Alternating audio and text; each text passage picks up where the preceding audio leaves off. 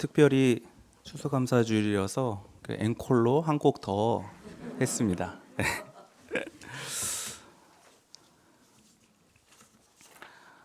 오늘은 추수감사주일이죠. 홍경숙 교우님을 제외한 우리들은 사실 농부가 아니어서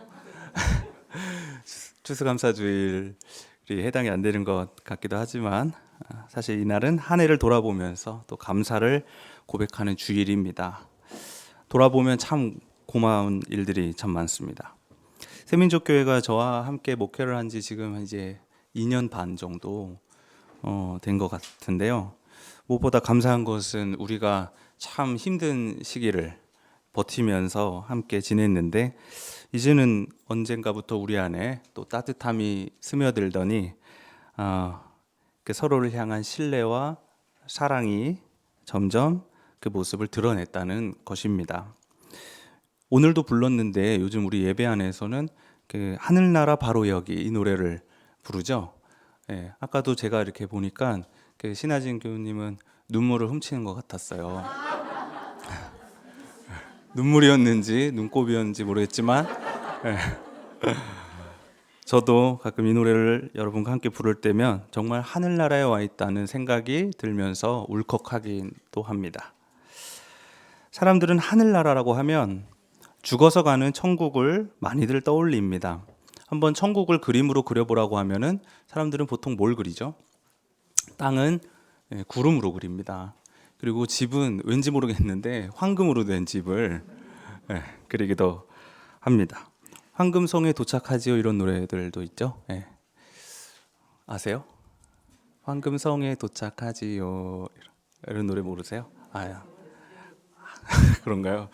네, 이런 노래 있었습니다. 또 하늘 상급, 또 보상이 있다는 말 때문에 사람들은 살아생전 착한 일을 많이 하거나 또 가난하더라도 헌금을 많이 하면 땅에서는 비록 단칸방의 월세로 살았을지라도 저 천국에서는 으리으리한 황금집에서 살게 되리라 기대하기도 했습니다.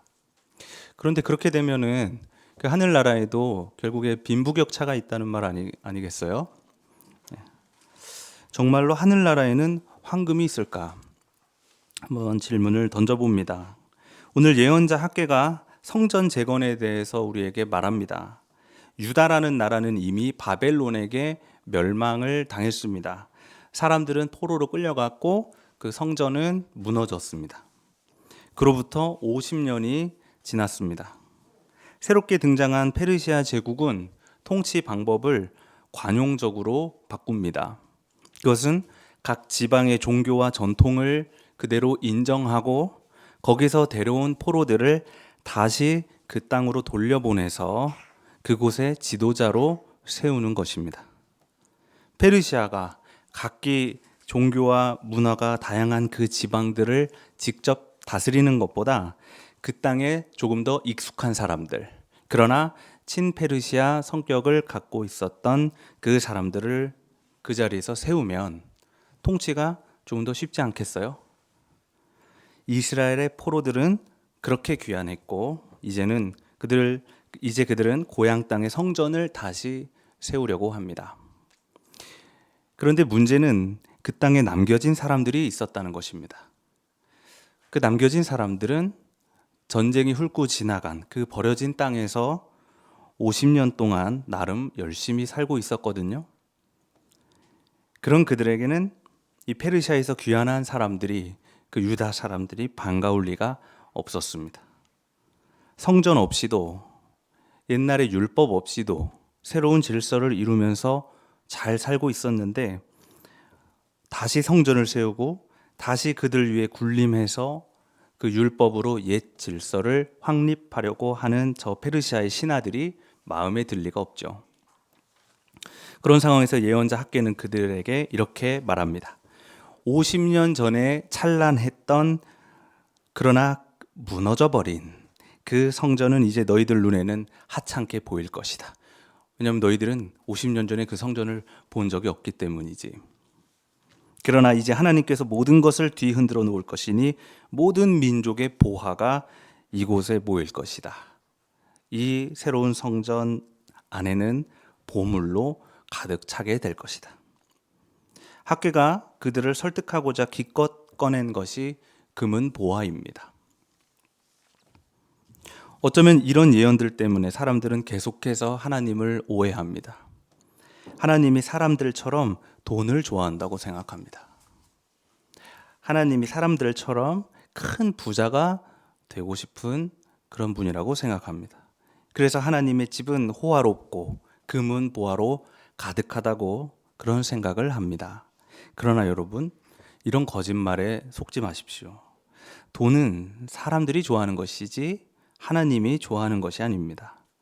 정말 안타깝지만, 정말 죄송한 말씀이지만 아쉽게도 하늘나라에는 여러분을 위한 황금집이 없습니다.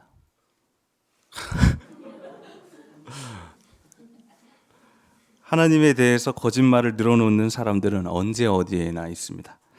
데살로니가 교회 주변에도 그 종말에 대해서 이렇게 저렇게 얘기하는 사람들이 있었습니다. 계시를 받았다. 내가 꿈에서 하나님의 음성을 들었다. 혹은 거짓말로 바울에게 편지를 받았다는 사람들이 여기저기서 나타나서 종말이 올 것이니 자기가 하나님이라고 주장할 것입니다. 그런 그들에게 속지 말라고 바울은 오늘 이 편지에서 당부하고 있습니다. 생각해보면 지금도 우리 주변에 그런 사이비들이 꽤 많지 않습니까? 신천지도 그렇지만 하늘나라에 황금집이 있을 거라고 가르치는 교회들도 별반 다르지 않아 보입니다. 다시 한번 말씀드리지만 하늘나라에는 우리를 위한 황금집이 없습니다. 아쉬우세요? 저는 조금 아쉬운 마음이 들기도 하는데, 그럼 하늘나라에는 뭐가 있을까요?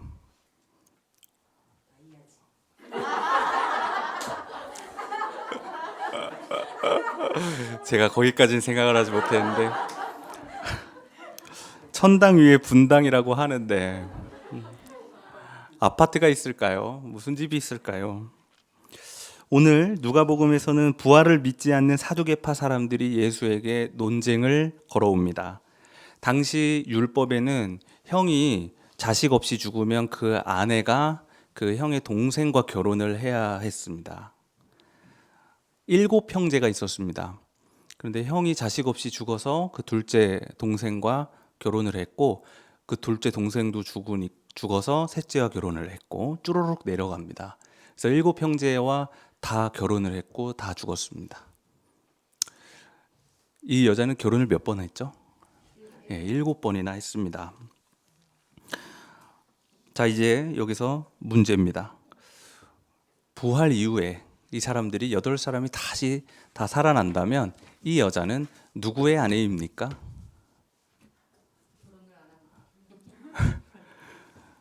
부활이 없다고 주장하는 사두개파 사람들에게는 이것이 참 날카로운 질문이었을지 모르겠지만 저는 묻고 싶어요. 정말 천국에 가서도 또 결혼을 하고 싶으세요? 여러분은 어떠세요? 지금 옆에 계신 분과 또 천국에 가서도 또 결혼을 하고 싶으세요?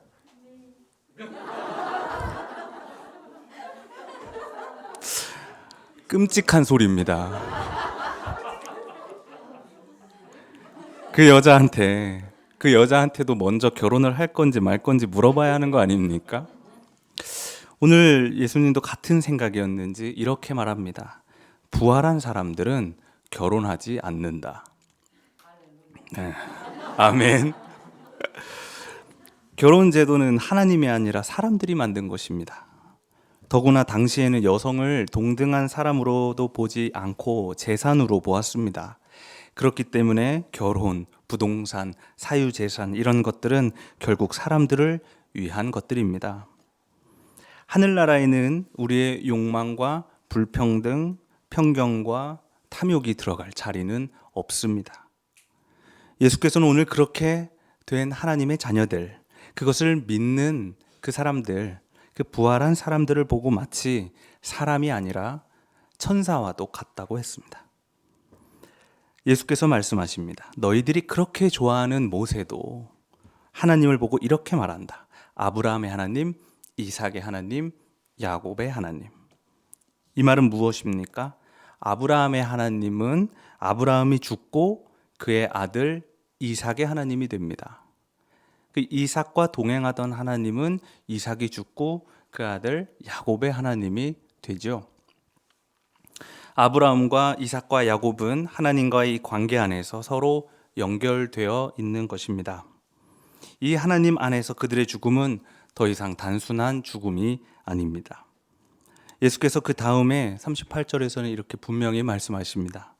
하나님은 죽은 사람들의 하나님이 아니라 살아있는 사람들의 하나님이시다. 모든 사람은 하나님과의 관계 속에서 살고 있다.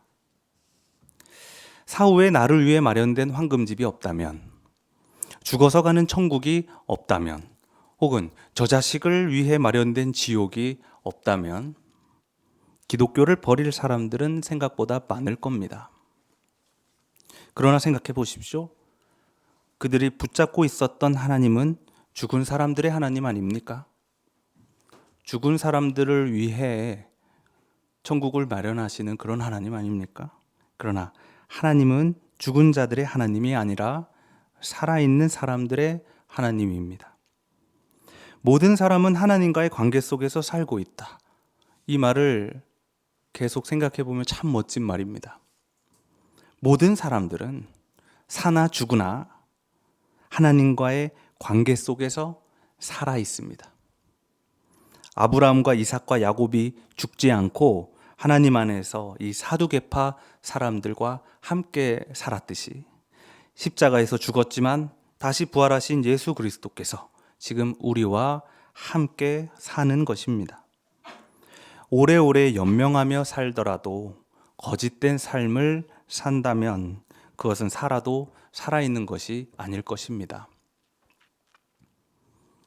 그러나 단 하루를 살지라도 죽음을 두려워하지 않고 진실되게 살아낸다면 그것은 죽어도 참으로 살아있는 것이요, 그것이야말로 우리가 말하는 부활입니다.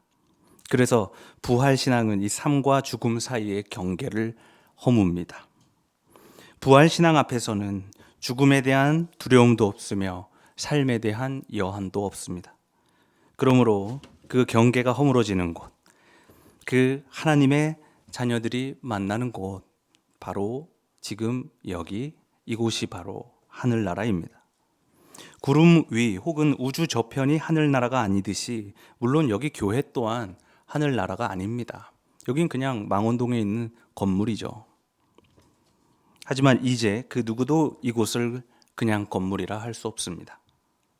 삶과 죽음을 넘나드는 그 소망과 믿음이 가득한 이곳이야말로 바로 하늘나라라고 우리는 말할 수 있는 것입니다. 부활신앙 안에서 이제 더 이상 죽음이란 없습니다.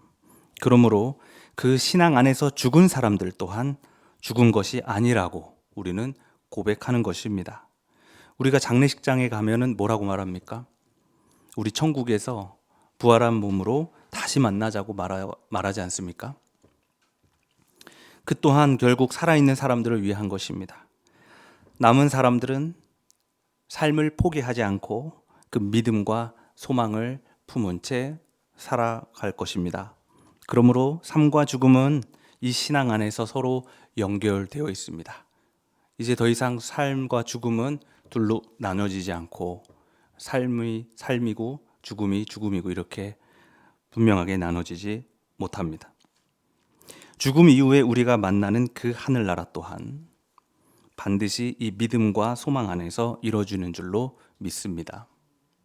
그래서 우리는 남은 삶을 더욱 진실되고 떳떳하게 살아서 후에 유경로 집사님도 우리가 만나고 차례차례 먼저 가신 분들은 오는 사람들을 잘 반겨줍시다. 사랑하는 교우 여러분, 우리는 죽은 자들의 하나님이 아니라 산 사람들의 하나님을 믿으니 참으로 감사한 일입니다.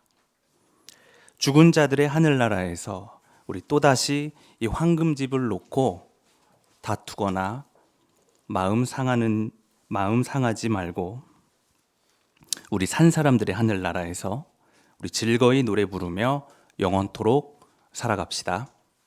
오늘 주신 말씀을 다 함께 묵상합시다.